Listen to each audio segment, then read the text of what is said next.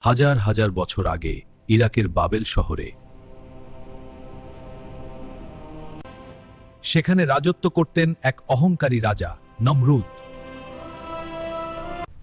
সে নিজেকে ঈশ্বর মনে করত, সে জনগণকে মূর্তি পূজায় বাধ্য করত। কিন্তু সেই অন্ধকার যুগেই জন্ম নিলেন এক শিশু, যিনি পৃথিবীর ইতিহাস বদলে দেবেন। সত্যিকারের রবকে। একদিন রাতে তিনি আকাশের দিকে তাকালেন। যখন রাত তাকে ঢেকে ফেলল, তিনি একটি তারা দেখে বললেন, এটাই কি আমার রব? কিন্তু যখন তা অস্ত গেল, তিনি বললেন, আমি অস্তগামীদের ভালোবাসি না। এই উজ্জ্বল তারা, এটা কি আমার রব? না, যে অস্ত যায় সে রব হতে পারে না। এই আলোকিত চাঁদ, এটা কি আমার রব? না, এও তো হারিয়ে গেল। আমার রব এমন নন।